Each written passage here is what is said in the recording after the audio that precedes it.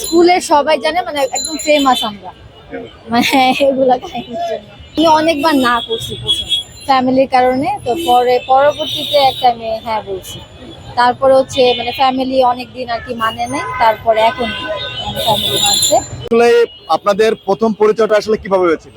School লাইফে coaching মানে coaching হ্যাঁ পড়তে যে আর কি তখন। কোচিংয়ের মাধ্যমে। হ্যাঁ। তাহলে কে আগে প্রস্তাব দিয়েছিল, কি আপনি না ভাইয়া? ও আপনি দিয়েছিলেন? কেমন বিয়ার সময় আপনার কেমন অনুভূতি ছিল? মারাত্মক ভয় পাইছি, থাপ্পড় দেয় কিনা। আচ্ছা, যখন ভাইয়া আপনাকে প্রস্তাব দেয় তখন আপনার কেমন ছিল, লাগছিল? আমি অনেকবার না করছি প্রথমে ফ্যামিলির কারণে। তো পরবর্তীতে একটা আমি হ্যাঁ বলছি।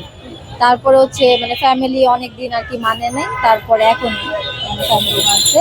তো বিয়ে পর্যায়ে আর কি চলে গেছে, এখন সবকিছু আমাদের ঠিক। তো কিছুদিন পরে আর কি বিয়ে হবে।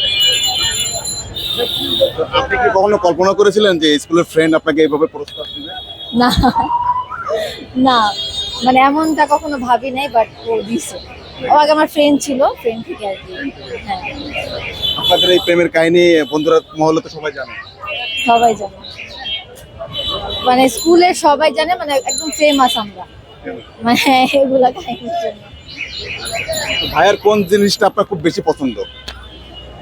ওই যে মানে ছোট ছোট জিনিস আমার খেয়াল রাখে, যেমন আমার কি লাগবে, কখন কি লাগবে এগুলা দেখে। তারপর আমাকে নিয়ে টাইম দেয় অনেক, মানে বাইরে নিয়ে যায়। তো ও নিজে থেকে আমাকে বলে যে বের হও, শাড়ি কিনো, বের হও, আমরা বের হবো একটা অকেশন আসলে। তো এই জিনিসগুলো আমার কাছে ভালো লাগে। ভাইয়া আজ আপনাকে কি গিফট করেছে? আজকে এই যে ফুল দিবে, আর আগেই শাড়ি এগুলো গিফট করছে। এই ভাইয়া একটু আসেন, ঘুরে দেখেন। আচ্ছা, আপুকে আপনার শাড়ি পরা অবস্থা কেমন লাগছে? অনেক সুন্দর, কিউট, অনেক সুন্দর, অনেক। আপনি কি কখনো কল্পনা করেছিলেন যে আপুর সঙ্গে আপনার প্রেম হবে, প্রস্তাব দিলে রাজি হবে? জীবনও কখনোই না। কেন সম্ভব হলো কেন? হয়েছে কোনো কারণে, মানে কি জাদু আছে আপনার মধ্যে? আপনার মধ্যে কি জাদু রয়েছে? সেটা ও জানে ভালো। না, ও মানে ও অনেক ইউনিক। আমি যখন থেকে ওকে দেখি যে অনেক ছেলেরা আছে যে মানে মেয়েদের সাথে ফ্লার্টিং করে বা মেয়েদের সাথে অনেক বেশি মিশে, বাট ওর মধ্যে আমি এটা দেখি, যার কারণে ওকে আমি অ্যাকসেপ্ট করছি। আপনাদের বাড়ি কি এক জায়গায়, দুজনের পাশাপাশি বাড়ি?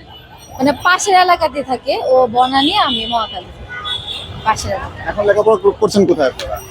আমি ল নিয়ে পড়তেছি, আর ও হচ্ছে আমি বর্তমানে পড়ালেখা অবশ্য মানে বাহিরে চলে আমি বাইরে চলে যাবো, কোন দেশে যাবেন? জাপান। জাপান? তো আপনি কি কনফার্ম হয়ে গেছে? জি, প্রায় কনফার্মের কাছাকাছি আছে। তো ভাইয়া তো জাপান চলে যেতে যদি অন্য মেয়েকে ভালোবাসে জাপানে? না না, এটা কখনো পসিবল না। ট্রাস্ট আছে দেখি আমি ওকে ছাড়তেছি। আপনি কি জাপান চলে যেতে চান?